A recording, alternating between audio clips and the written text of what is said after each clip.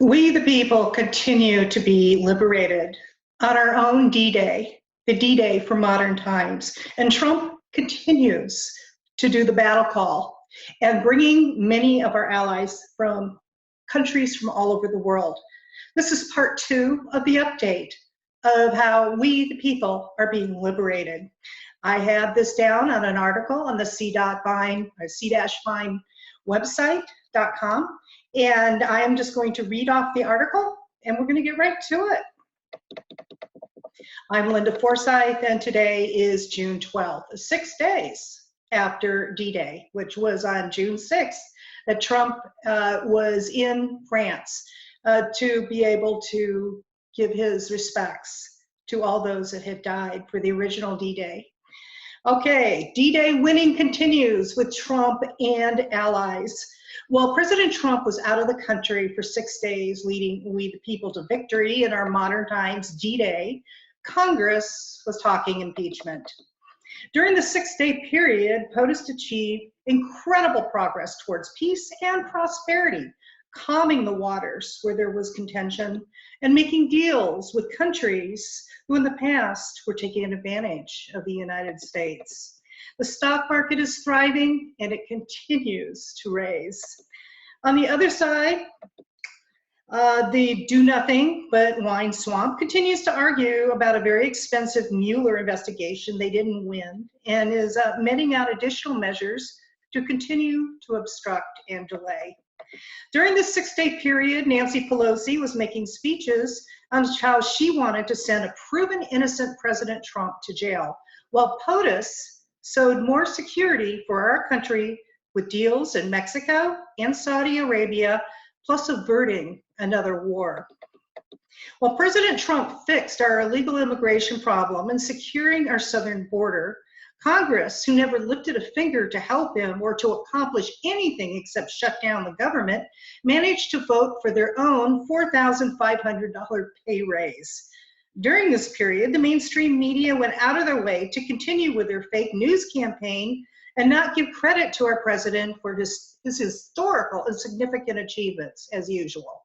What they did do during the 6-day period was go out of their way to tell the world, for instance, that London was again flying the blimp of the baby Trump in diapers and how he was being snubbed by some of the royals. By the way, a loyal Trump supporter took the wind out of that story by promptly pumping the blimp. Okay, enough is enough. Impeach Congress, drain the swamp, turn off mainstream media. Here is the real story. Trump is leading the D-Day charge with our allies and winning a very silent and covert war. I told you that this was going to be happening in a big way starting on D-Day while Trump was in France.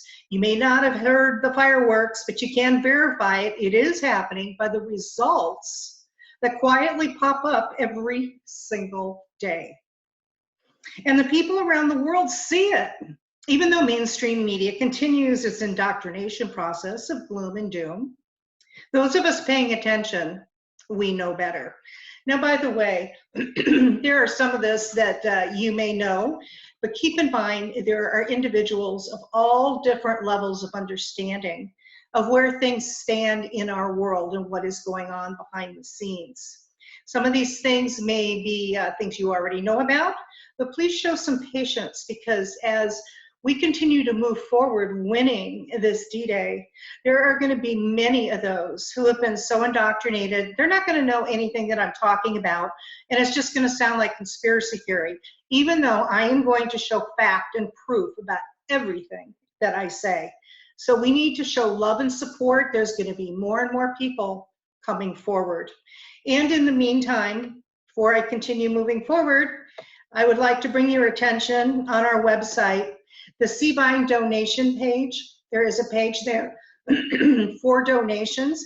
We only survive by donations from we the people. And this is a foundation that was created for we the people, for you. And there are many of us all joining together to bring this news and to do the vetting and to be very careful to make certain that everything that is brought to you is fact-checked and proven. So thank you for supporting us. Now, this is what I found was interesting. Media ignores the massive crowd in London supporting Trump.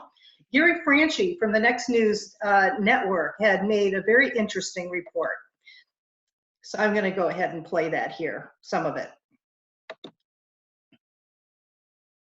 Well, if you've been paying attention to anything on the mainstream media, which really is our job, you'd notice that they covered the anti-Trump rallies in London. Of course, ignoring the massive crowds in London who are actually supporting President Trump. 100% fed up reports said while the media was busy covering the temper tantrums of London's anti-Trump pro-refugee, the mayor Sadiq Khan, and the antics of the far left, who once again flew their childish balloon of our president wearing a diaper over London, that was promptly popped by a Trump supporter. A massive gathering of pro-Trump supporters were gathering in Trafalgar Square. A large crowd, enthusiastic Brits, showing their support for President Trump in a very visible way. Take a look.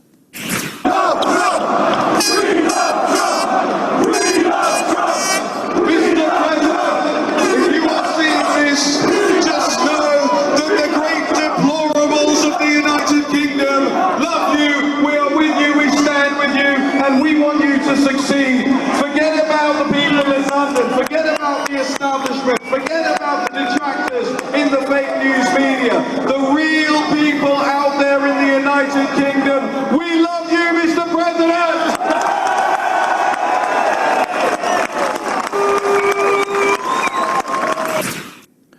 Beautiful sight. Well, I'll tell you, I mean, that says it all. And he's very good with the news videos that he does. I highly recommend Mr. Franchi for his Next News Media that he has. But as we go back here, you know, the Patriotic London pub is renamed the Trump Arms to honor President Trump. The pub owner said he did it to let the world know that London loves Trump and not to believe the mainstream media. You can't tell me that people aren't waking up all over the world. Don't let people tell you otherwise. But let's listen to this.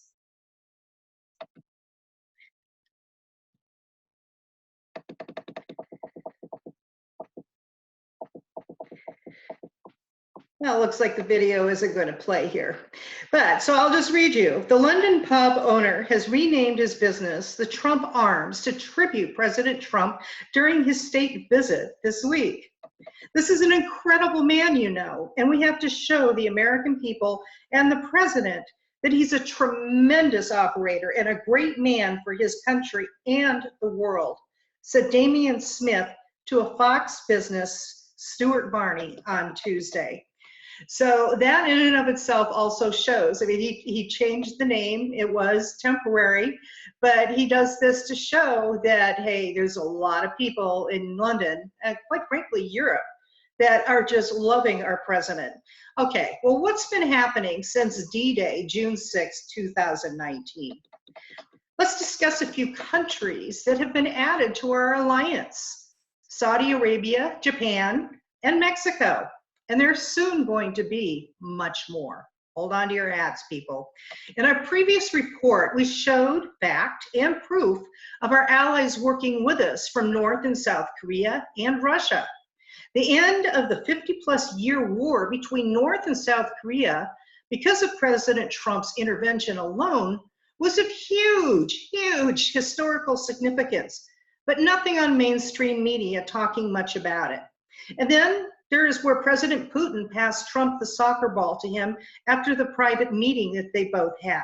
If you want to learn more about this and much more, here is the link to our previous report. And the link is right here. I assure you, it is worth looking at. It also goes over the history on how the original D-Day got to the point that it did and why the similarities are scarily similar and how it got there bit by bit by bit in subtle ways. So please take the time to watch this and learn from it if you haven't already. But let's moving on here. Much was happening during President Trump's 6-day excursion. The news broke after he returned. Remember, President Trump said from the very beginning that he wasn't going to show his hand.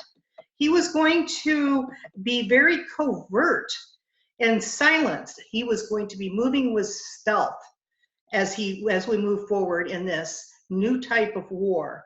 Much more is happening, but for now, I want to center on these three countries because they are significant, and I need to take the time to bring you up to date on a few more things. This has just happened. Saudi Arabia is a new strong alliance, and what this means. It has been said that the Saudis were in league with the Rothschilds and the deep state. Some very troubling events have been attributed to them in the past. But now there is a new proverbial sheriff in town. Do you remember the Las Vegas massacre and the unusual silence for explanations afterwards? All kinds of conjecture and rumor were running wild. It was a terrifying thing. And it appears that the real story is the most accurate that I'm about to show you and came from the following post. Was Las Vegas a Saudi Crown Prince Salman assassination attempt? Well, let's read about that.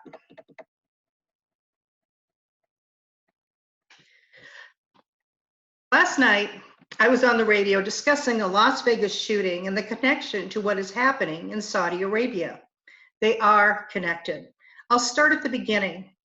There was King Faisal, who had a son, Prince al-Amoudi bin Talib.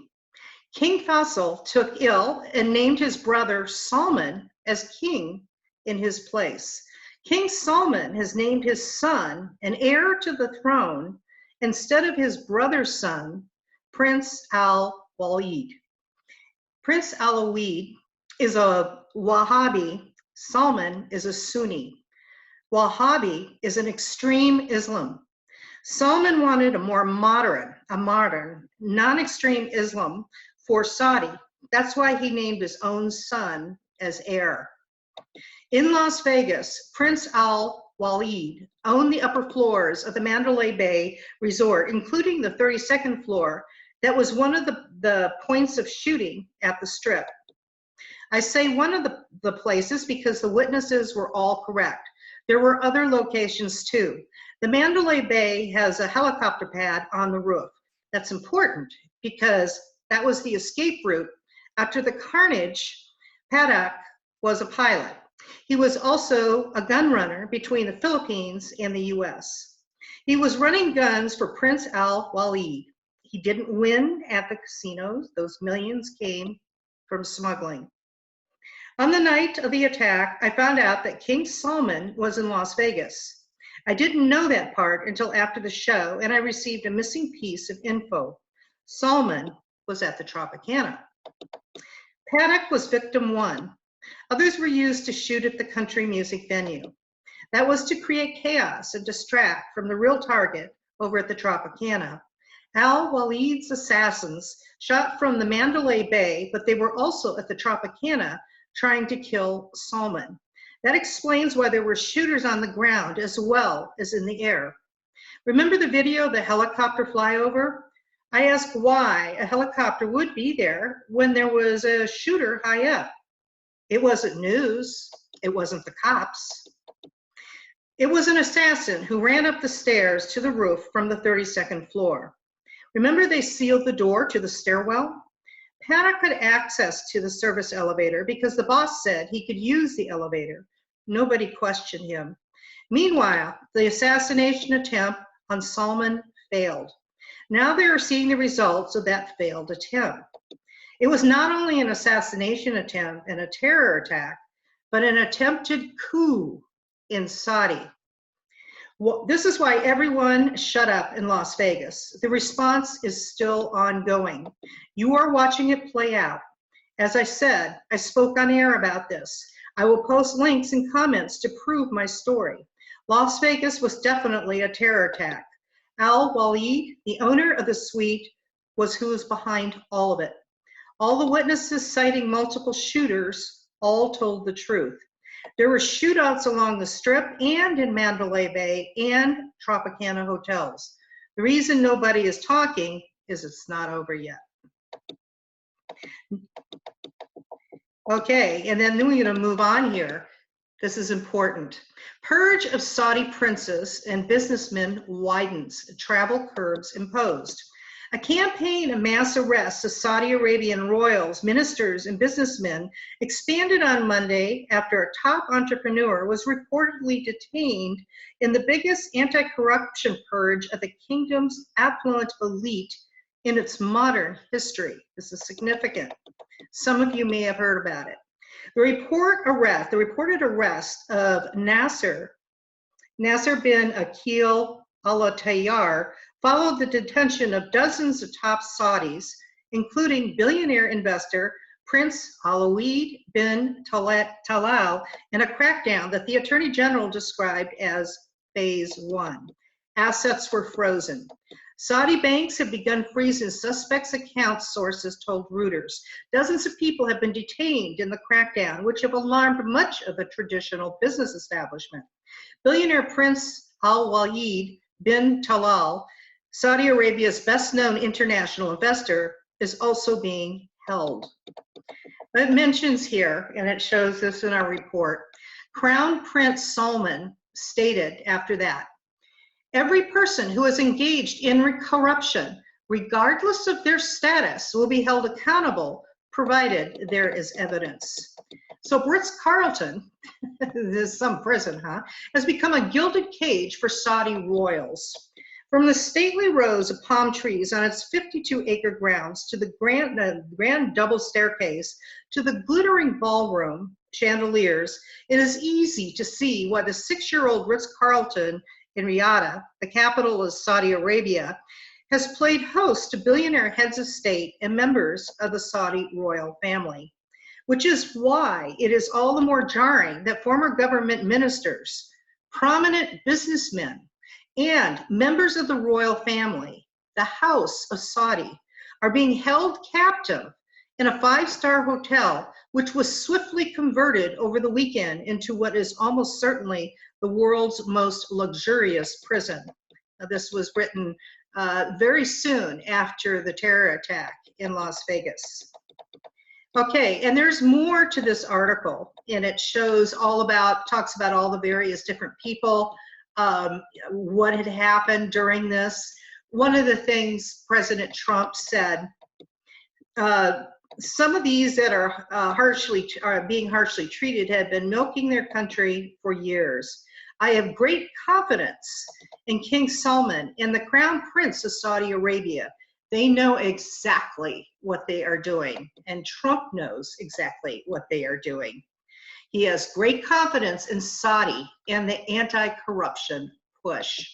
So that gives you just a little bit of a hint about what's going on. Well, it also says in here in another article that is up here, and this was done a couple of years after that, not too long ago, princes and top officials remain jailed in Saudi Arabia. And the entire report is there.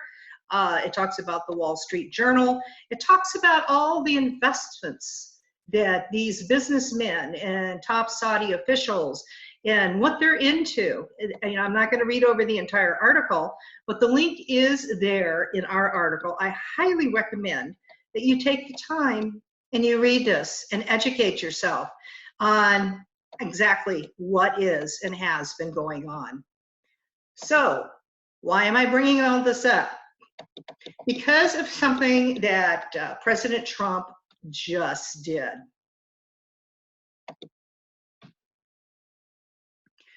Trump allows high-tech U.S. bomb parts to be built in Saudi Arabia. Wow. I mean, let's think about that a minute. For those who didn't know about this purge of corruption and how Trump has been watching very closely and doing what he could to assist, while all this corruption of not only the royals in Saudi, but businessmen, top officials, all different types, were basically having their swamp drained. And that swamp has everything to do with what has been going on here in many things, not just terror attacks, but many things in America and other places around the world. So this is why Trump has taken the time and very carefully assessed the situation and has determined that Prince Salman is most certainly an ally, one of our allies. And they just made this deal. So read about this. In brief, when Trump administration declared an emergency last month and fast-tracked the sale of more American arms to Saudi Arabia, it did more than anger members of Congress who opposed the sale on humanitarian grounds. It also raised concerns that the Saudis could gain access to technology without them produce their own versions of American precision-guided bombs, weapons that have been used on strikes on civilians since they began fighting a war in Yemen. Now keep in mind, this article is by the New York Times. I'm bringing it up here just for your information on how this is being played out in such a way that, Trump is, oh my gosh, he's arming all these people that are going to take advantage of us and hurt many more people and create another war. And no, folks, no. This is cleaning the swamp everywhere and creating more allies, just like on D-Day, where multiple countries joined together to rid other countries who were under tyranny and or were being taken advantage of, having horrible things happen to them in the country. This is their reprieve. This is their reprieve. And so this is good news, very good news. So take the time to read up on that a little bit more. Now, my friend, Serial Brain 2, also has a video here that talks about the alliance in Japan. Welcome aboard, Prince Minister Abe. Again, wonderful things. This is a fascinating video that he had put together. I highly recommend you take the time to look at it. Many other people have already taken the time to view it. Beautifully done. Way to go, Serial Brain 2. Learn all about exactly what happened on Trump's visit by clicking that link that is right there. Okay, now let's talk about Mexico. Check out these links and tweets from President Trump. Okay, I don't know about you guys, but I live in Southern California and I'm pretty darn close to the Mexican border. And so this has been of unusual concern, not only to me, but many Americans, not only on the California-Mexico border, but Texas and Arizona and etc. And so all this drama and this stuff that has been going on, you know what's going on. I don't need to repeat it. Well, Trump finally did a crackdown. The tariffs are working. Mexico will need to step up, or the businesses that went into Mexico will start to come back to the United States. Trump is basically making it more painful for Mexico to not do anything about the massive illegal immigration problem. And Trump will follow through on his word. Serious consequences are on deck if Mexico doesn't follow through. But it appears they figured out that maybe, just maybe, he means what they say.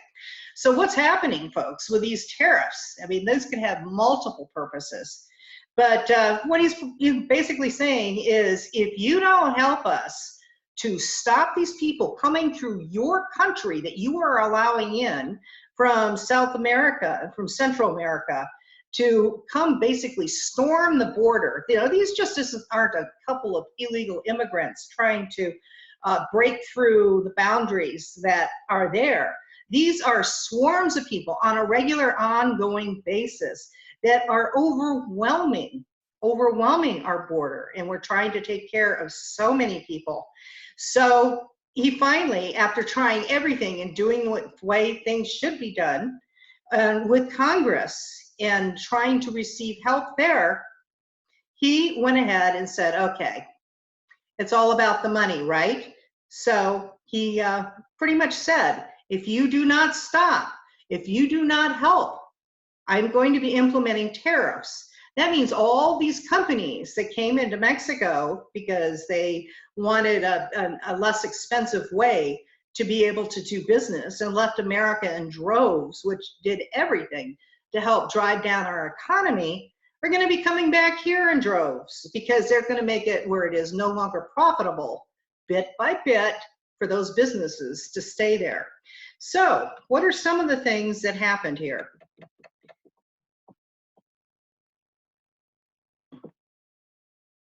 Mexico freezes human traffickers' bank accounts, sends National Guard to border amid a very good discussion. Now here, it looks like they have an update. After both the United States and Mexico claimed to have a very good discussion to avert President Trump's tariff threat, the U.S. weighing a delay over concerns that both sides wouldn't be able to reach an agreement on all the measures Mexico needed to take to avert them, Mexico showed yet another act of good faith on Thursday, freezing the bank accounts of 26 alleged human traffickers. And here it talks about exactly how that went. Probable links with human trafficking and illegal aid to migrant caravans. Negotiators from both countries are discussing a new framework that would dramatically increase Mexico's immigration enforcement efforts, according to the Washington Post.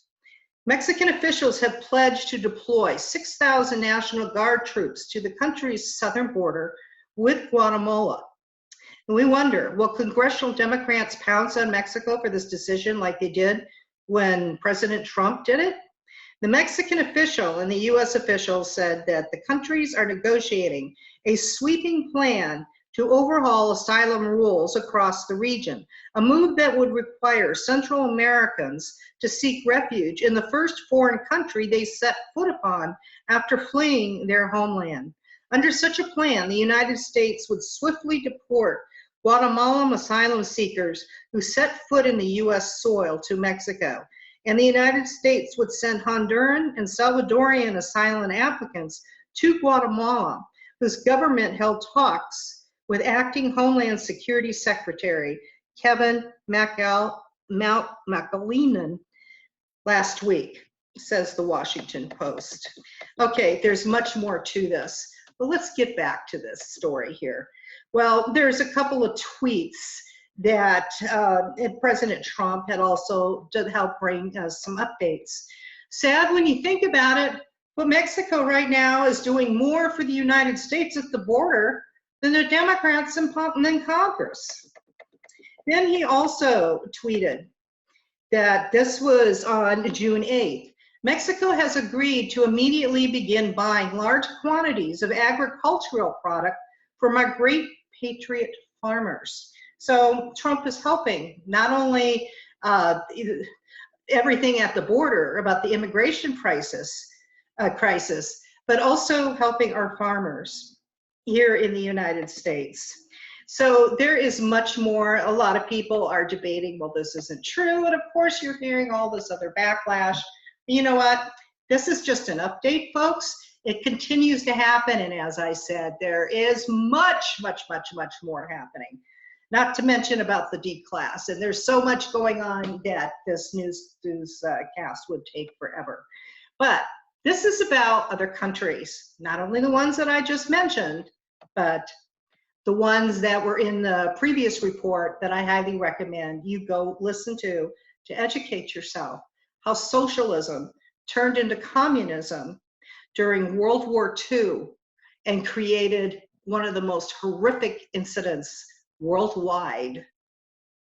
So I highly recommend you take the time to do that. Well, thank you again for joining us here at Seavine News Network. Remember, we're a charitable foundation, and it is run by we the people. This is not a business, folks. There's not a nonprofit organization on purpose, because we never again want the news or information that is brought out to the people to be taken hostage by anything, anybody, any entity whatsoever.